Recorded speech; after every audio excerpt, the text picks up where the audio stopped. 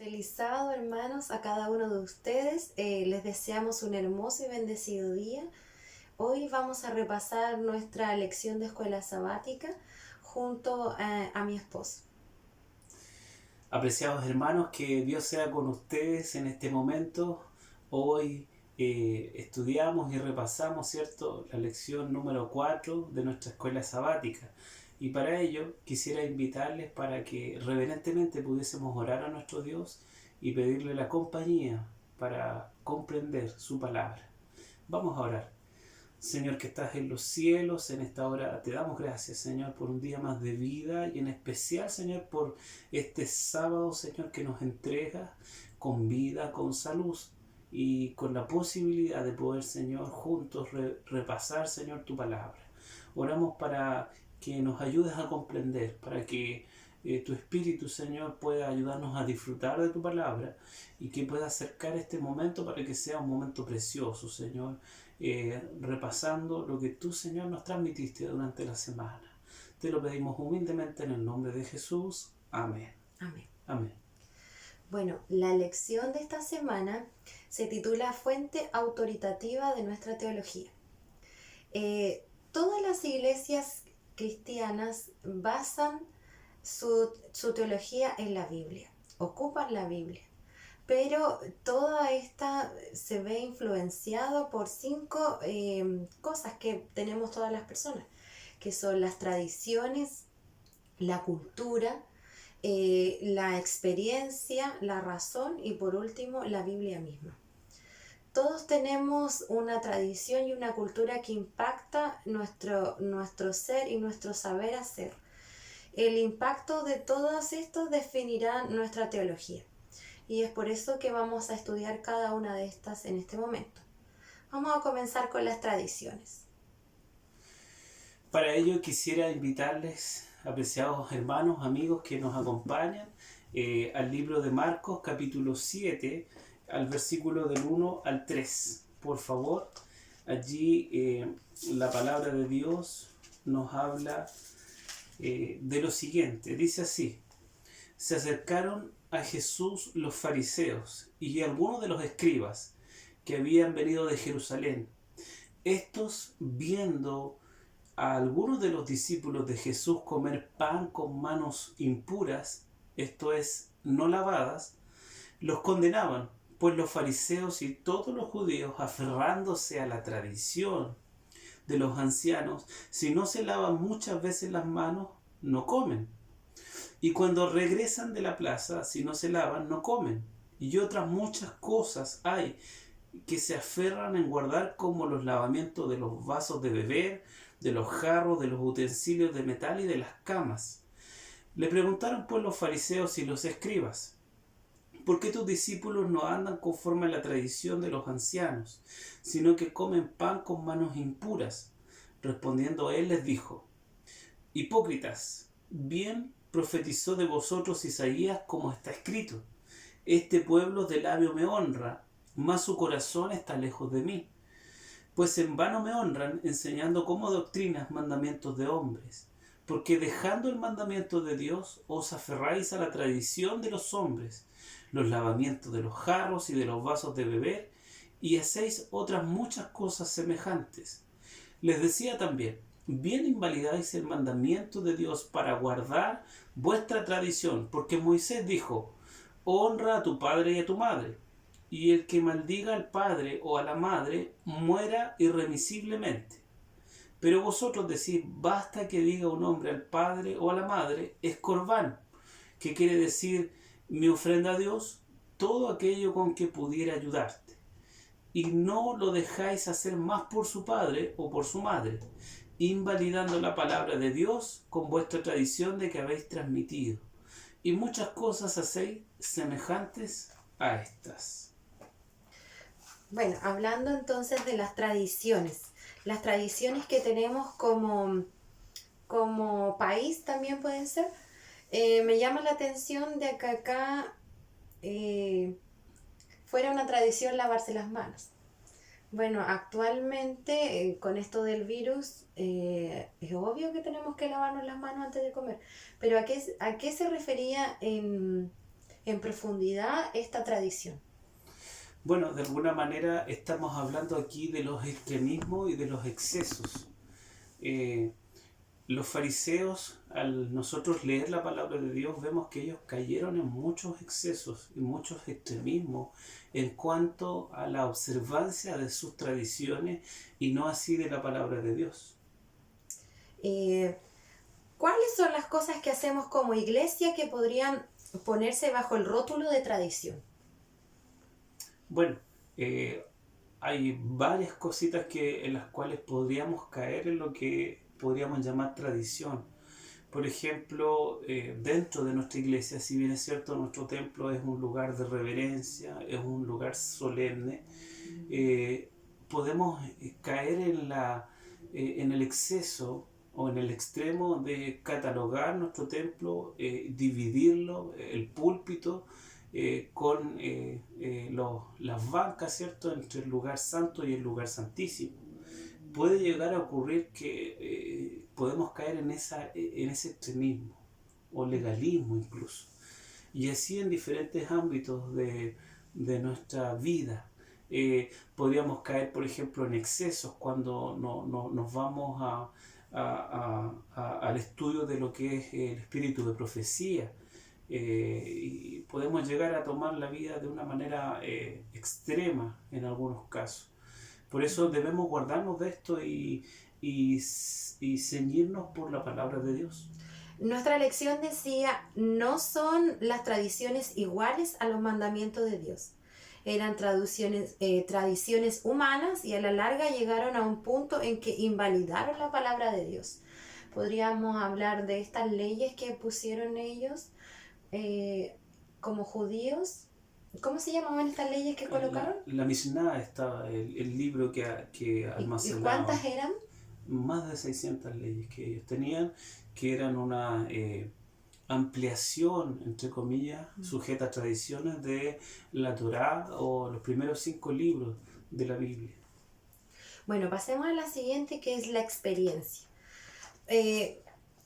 Nosotros tenemos que tener una experiencia personal cristiana. Y eso lo podemos ver a través de nuestro estudio de la palabra, de la oración. Esa es la experiencia que tengo yo con Dios y de las pruebas o las cosas que me han tocado pasar. Pero, ¿qué nos dicen estas tradiciones? Perdón, estas experiencias. ¿Por qué es importante que nuestra fe no sea solo un conocimiento abstracto e intelectual, sino algo que realmente experimentemos? Bueno, para ello yo quisiera invitarlos a la palabra de Dios, al libro de Tito, el capítulo 3. Por favor, allí en el Nuevo Testamento, vamos a leer Tito, capítulo 3, el versículo del 4 al 5 y también 2 de Corintios 11. ¿Sí? Uh-huh.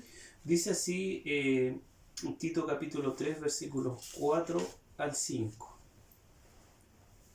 Pero cuando se manifestó la bondad de Dios nuestro Salvador y su amor para con la humanidad, nos salvó no por las obras de justicia que nosotros hubiéramos hecho, sino por su misericordia y por el lavamiento de la regeneración y por la renovación en el Espíritu Santo.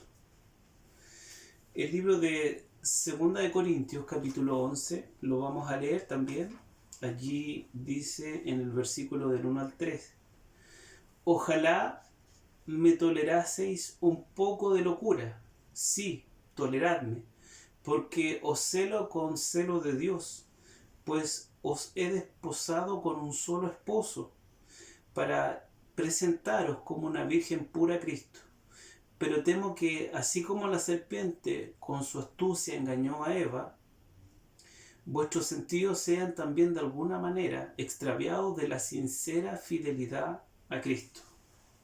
¿Sí? ¿Qué nos dicen estos versículos? Especialmente el que leímos en 2 Corintios 11. Yo creo que nos dice mucho, ¿cierto? El apóstol nos advierte de alguna manera que así como la serpiente, que es el diablo, con su astucia engañó a Eva, vuestros sentidos también pueden ser de alguna manera extraviados de la sincera fidelidad a Cristo.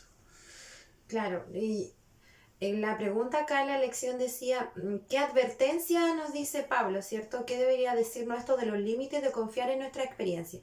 Si bien nuestras experiencias son personales, nuestros sentidos pueden afectarlos. Tenemos que cuidar nuestros sentidos porque son las avenidas del alma y debemos protegerlos para que nuestra experiencia no se vea engañada.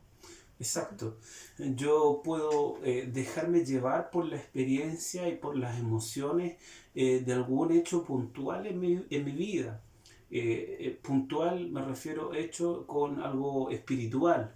Por ejemplo, un sueño que tuve o, o puede ser una experiencia tal vez en una tarde, en una noche, algo entre comillas no normal que afectó mi vida, que me impresionó.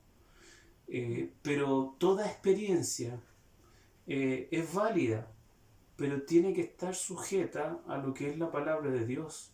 La Biblia habla a la ley y al testimonio. ¿Sí? Entonces toda experiencia, por muy fervorosa que sea, tiene que estar sujeta a la palabra de Dios. Nosotros podemos ver varios ejemplos en este aspecto, no solamente un hecho puntual, sino también podemos verlo en otras denominaciones, en donde la experiencia dentro del culto religioso es colocado como algo primordial, como algo que marca un distintivo de que Dios está allí. Y pueden ser los saltos, pueden ser los gritos, pueden ser la alabanza estridente, ¿cierto? Y podemos confundirnos, ¿cierto? Yo me siento bien en ese lugar, puedo decir, ¿cierto? O me siento que aquí hay fuego, que aquí está el Espíritu de Dios, aquí está el Espíritu Santo, ¿cierto? Pero el Espíritu Santo guía a la iglesia en este momento. Y Él lo puede hacer en un culto, o lo puede hacer en la vida personal, en el hogar, en diferentes aspectos. No está limitado el Espíritu Santo y la experiencia religiosa a un lugar puntual, ¿ya? Entonces, no puedo, es como decir, mire, en tal lugar, en tal esquina está Dios, está Jesús. Vayan allá. Jesús, sus ojos nos miran a nosotros, nos observan en todo momento. Y si nosotros clamamos, nos arrodillamos y oramos, podemos llegar a Jesús a través de la oración, con el Espíritu Santo y los ángeles llevando esa oración. Pues bien, entonces nuestra experiencia tiene que estar alineada con lo que es la palabra de Dios. Eso es una regla. Toda experiencia alineada con la palabra de Dios. Y la cultura. Nosotros estábamos acá en Tirúa, donde la cultura es bien fuerte. Donde tenemos acá una cultura arraigada. ¿Cómo afecta la cultura nuestra comprensión o nuestra teología? ¿Tienes un versículo? Sí, yo quisiera invitarles a 1 de Juan, capítulo 2, versículo 15, en relación a la cultura. ¿Qué nos dice aquí el apóstol? 1 de Juan, capítulo 2, versículos 15 al 17. La palabra de Dios dice de la siguiente manera, allí: no améis al mundo ni las cosas que están en el mundo. Si alguno ama al mundo, el amor del Padre no está en él. Porque nada de lo que hay en el mundo, los deseos de la carne, los deseos de los ojos y la vanagloria de la vida, proviene del Padre, sino del mundo. Y el mundo pasa y sus deseos, pero el que hace la voluntad de Dios permanece para siempre. Nosotros vivimos inmersos en una cultura especial, que es la cultura mapuche. Y somos también pertenecientes a esta cultura. Y podemos caer también allí en privilegiar o priorizar la cultura en lugar de la Biblia. O incluso se puede dar dos casos. Podemos tener una doble militancia. Podemos ser fieles creyentes en la palabra de Dios y perseverantes en la palabra, perseverantes en la iglesia incluso, pero también podemos estar siendo practicantes, ¿cierto?, de la cultura mapuche. Ahora, en la cultura mapuche hay muchas cosas positivas que nosotros podemos practicar y que podemos vivir y experimentar. Hablamos, por ejemplo, del mote, de la comida, ¿cierto? De la harina tostada. Hablamos de conservar la naturaleza, los árboles, la tierra, de trabajarla y conservarla, ¿cierto? Mantenerlo como en su naturalidad. Pero también la cultura mapuche, en su momento, cuando no tuvo la palabra de Dios, vivió de alguna manera una espiritualidad y una religión diferente. Ahora, ellos, por ejemplo, practicaban lo que es el niñatún, el machitún, entre otras cosas. Se asemejaban de alguna manera, porque es dar gracias, ¿cierto? Un niñatún es dar gracias al agua, a la tierra, por los cultivos, por la cosecha, puede ser, ¿cierto? Entre otras cosas. Pero debemos recordar que cuando la cultura mapuche vivía esto, hablamos de siglos antes, con los registros que hay, era de una manera más sana. Pero también podemos recordar sucesos donde se involucra sangre y otros tipos de sacrificios algunas décadas atrás, por aquí cerca. Entonces, tenemos que tener equilibrio y tenemos que ser mesurados. Cuando la religión o la cultura nos lleva a vivir la religión de una manera espiritista, debemos ser cuidadosos. Nosotros no podemos como cristianos tener una doble militancia. Tenemos que ceñirnos como hijos de Dios a la palabra de Dios. Esta es la regla de fe.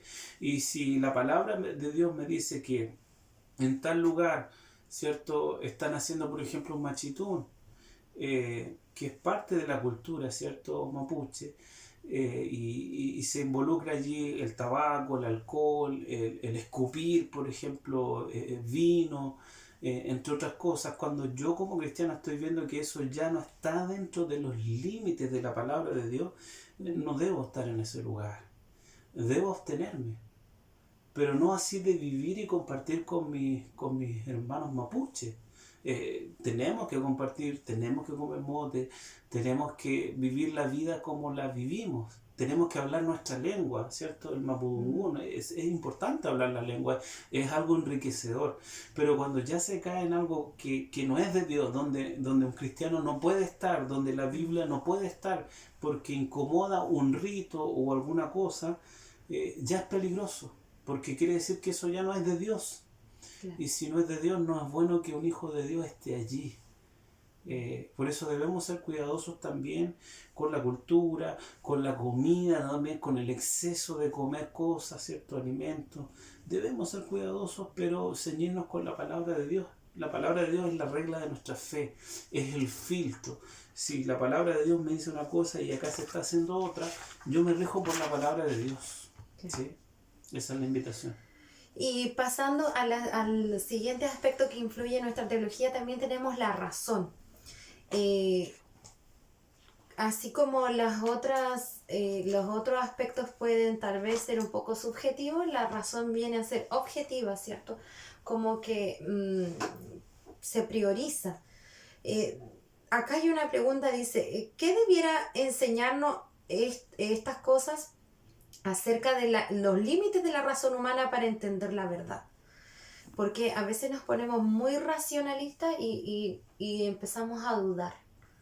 Por ejemplo, acá se ponía el ejemplo del presidente Thomas Jefferson, que reescribió el Nuevo Testamento eliminando todo lo que él creía que iba en contra de la razón.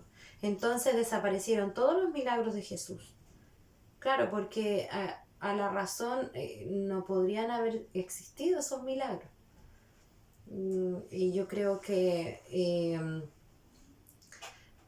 la razón también tiene límites.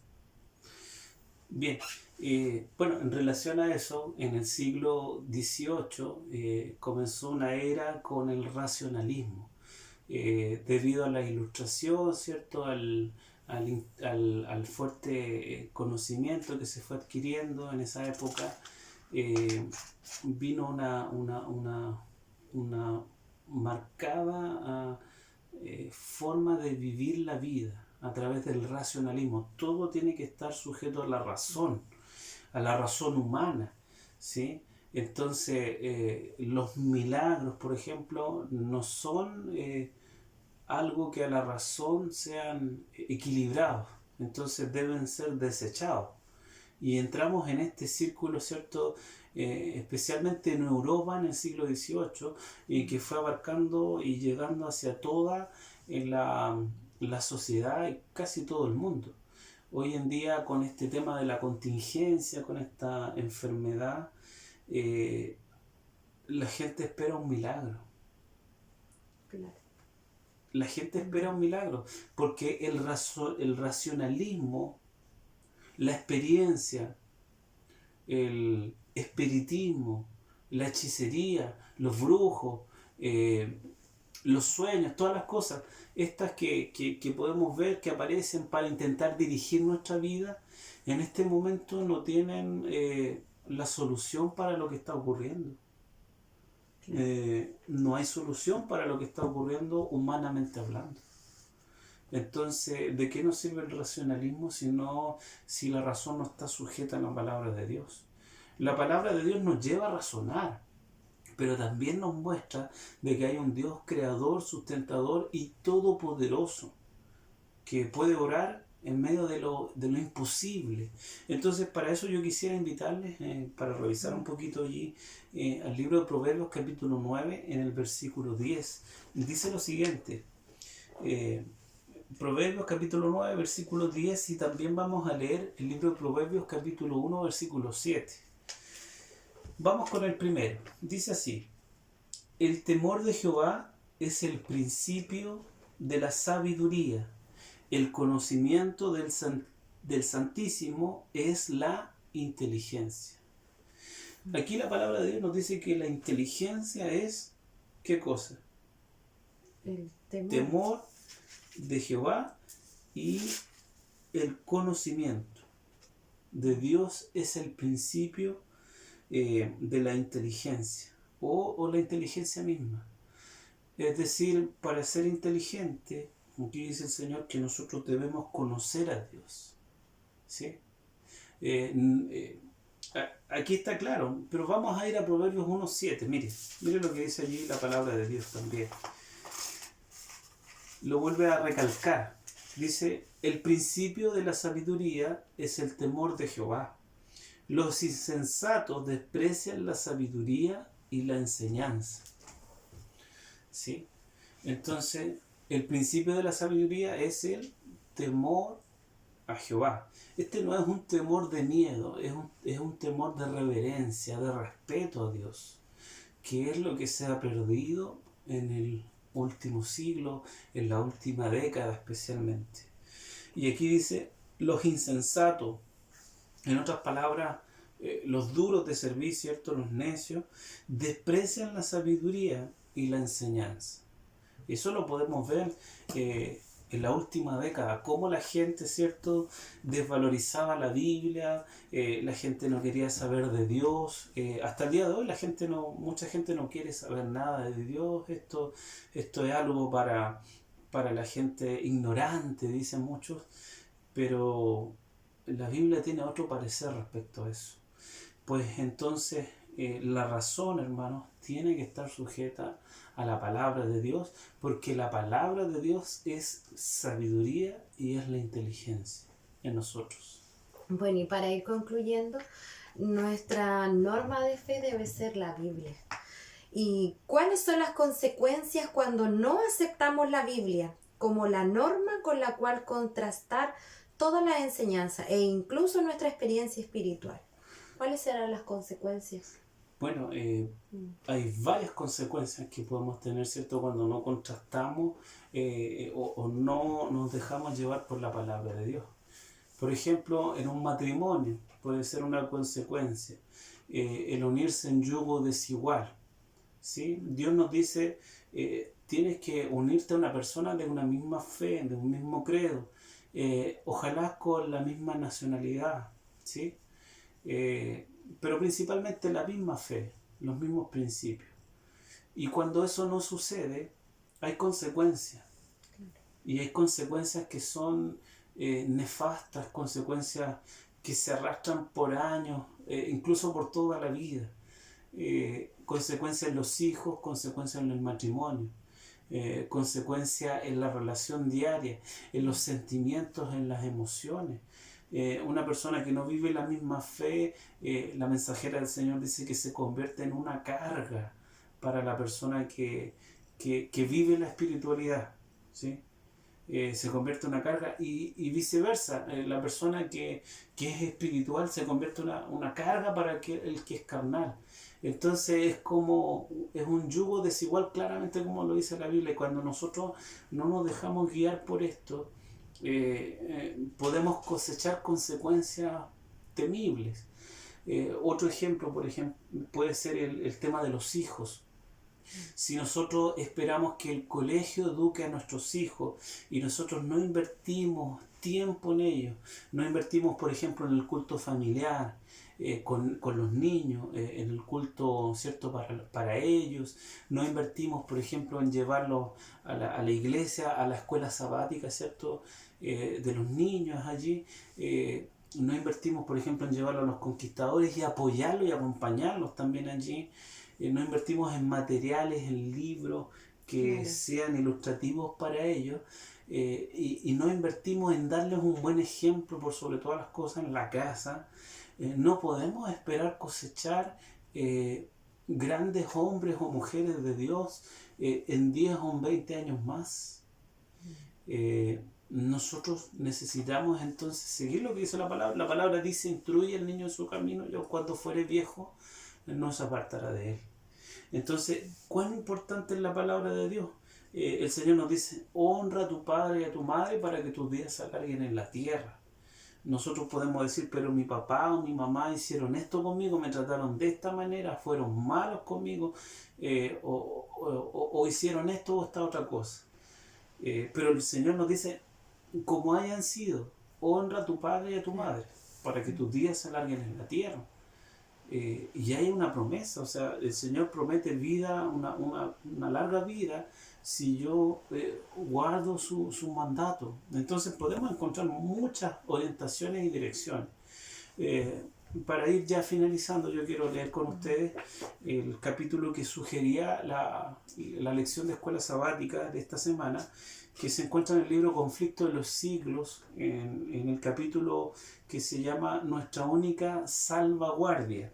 Yo quiero leer con ustedes aquí un breve párrafo, 2 párrafos en realidad, que la mensajera del Señor nos deja. Dice así: pero Dios tendrá un pueblo que se aferrará a la Biblia, y únicamente a la Biblia, como la norma de toda la doctrina y la base de todas las reformas. Dice que Dios tendrá un pueblo que se aferrará a la Biblia, dice ahí. Esto lo habla en el contexto del tiempo del fin.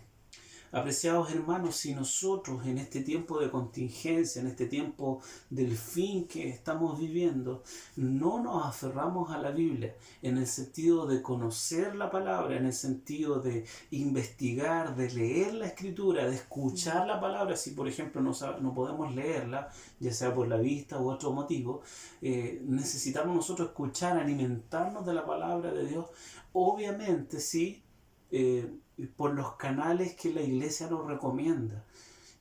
Nosotros necesitamos alimentarnos de la palabra de Dios. Tenemos grandes exponentes: el pastor Bullón, el pastor Robert Costa, nosotros también estamos predicando también por las redes sociales. Entonces está el pastor Goncalves. Hay diferentes pastores que representan a la iglesia adventista del séptimo día, como también existen algunos que no lo representan. Entonces yo también tengo que saber nutrirme de la palabra de Dios. Pero lo importante es que si yo sé leer la palabra de Dios, si yo puedo leerla, si yo me puedo comprar tal vez una Biblia con letra grande, es importante que lea la palabra, que comprenda y que le pida ayuda a Dios. No es fácil comprenderla sin la ayuda de Dios. Por eso necesitamos nosotros orar a Dios, decirle: Señor, ayúdame, envía tu Espíritu Santo para poder comprender tu palabra, para poder entenderla y para conocer el camino, la verdad y la vida. Porque se vendrán tiempos peligrosos. La Biblia nos habla, vendrán tiempos peligrosos. Incluso los escogidos, si fuera posible, dice la Escritura en Mateo 24, incluso los escogidos pudiesen ser engañados. Y allí es necesario que nosotros nos tomemos de la Biblia, conozcamos nuestra Biblia. No solamente la persona que está detrás predicando, sino que nosotros vayamos a la Biblia, la conozcamos a profundidad y le pidamos a Dios y la meditemos. Así como, por ejemplo, nos sentamos para ver una película, para ver una serie, para leer tal vez, o para ver las redes sociales, o para estar tal vez 1 hora, 2 horas en el celular. Si nosotros invirtiéramos ese tiempo de calidad para leer la palabra, nosotros en este momento estaríamos en paz con Dios, en calma. Y todo lo que está ocurriendo sería para nosotros una muestra de las señales que se están dando y de que Jesús viene pronto. Y es un motivo de alegría para estar en paz con Él. Entonces yo quiero animarlos, apreciados hermanos, hermanas, estudiemos nuestra Biblia, pidamos la ayuda a Dios y oremos y estudiemos y también salvemos personas. Mire lo que dice, y con esto termino, la mensajera del Señor, aquí en lo siguiente, en este párrafo, en el mismo capítulo que leí delante, dice allí: el destino de innumerables multitudes de la tierra está por decidirse. Todo seguidor de Cristo debe preguntarse fervientemente: Señor, ¿qué quieres que yo haga? Debemos buscar ahora una experiencia profunda y viviente en las cosas de Dios. No tenemos que perder un solo momento. Estamos en el terreno hechizado de Satanás. No se duerman centinelas de Dios. Muchos se felicitan. Mire lo que dice, este es un punto aparte. Yo quiero detenerme aquí un poquito brevemente. Dice: muchos se felicitan por los malos actos que no cometen, pero no es suficiente que sean árboles en el huerto de Dios. La mensajera dice aquí: han de llevar frutos. De lo contrario, en los libros del cielo están anotados como una molestia en el terreno. Por tanto, hermanos, hermanas, amigos, amigas, nosotros oramos a Dios para entender la palabra, pero también para salvar personas. El Señor nos llamó para salvar personas, y podemos salvar personas. Con esta crisis que está ocurriendo, es una oportunidad para salvar personas, haciendo el bien, llamando, visitando, compartiendo la palabra de Dios. Podemos salvar a personas en este momento complejo de la historia humana. Amén. Bueno, fue hermosa esta lección. Ya estamos entrando al mes de mayo y bueno, no sabemos cuánto va a durar esta situación, pero vamos a tratar de seguir haciendo el repaso de la lección junto a ustedes. Vamos a pedirle a mi esposo que pueda orar para finalizar. Quiero invitarles entonces, vamos a cerrar los ojitos, por favor. Mi Señor que estás en los cielos, en esta hora te damos muchas gracias por poder repasar, Señor, la lección de escuela sabática. Hablamos acerca de la experiencia, Señor, de nuestra experiencia, de nuestra vida. Hablamos acerca de la cultura. Hablamos, Señor, acerca de diversas formas en las cuales puede estar condicionada la palabra de Dios. Pero tú nos has mostrado, Señor, que lo esencial es que la palabra de Dios, que es la Biblia, pueda tener el lugar de autoridad elevada más alta de nuestra vida. Bajo, Señor, la luz de la palabra debe guiarse nuestra vida. Ayúdanos entonces para que así sea. Y especialmente en estos tiempos difíciles, Señor, que se están viviendo y que se vienen, que tu palabra, Señor, sea una esperanza en nuestra vida. Que tu palabra sea consuelo. Que tu palabra sea paz en nuestra vida, en nuestros corazones. Que tu palabra, Señor, sea la tranquilidad en medio de la tormenta. Porque allí tenemos, Señor, tus promesas para vivir momentos complejos como estos. Allí nosotros encontramos refugio, Señor. Porque tú cumples, Señor, tu palabra. Lo que tú dejaste, Señor, es para tus hijos. Y es para que nosotros creamos en ella, aún no recibiéndola en el momento, pero confiando en que recibiremos tu palabra. Señor, tú hiciste muchos milagros por medio de esta fe, Señor. Ayúdanos entonces a tener esta fe en el tiempo del fin, Señor, y a confiar, Señor, única y exclusivamente en tu palabra. Oramos por esto y pedimos que nos ayudes entonces a volcarnos, Señor, a tu palabra y también a salvar personas. Ayúdanos a salvar personas, ayúdanos a orar por ellas, por las que no están en tu iglesia, por las que, Señor, no han entregado su vida a ti. Ayúdanos, Señor, para ser un instrumento de salvación y de vida eterna. En el nombre de Jesús. Amén. Amén. Amén. Que Dios los bendiga, apreciados hermanos. Amén.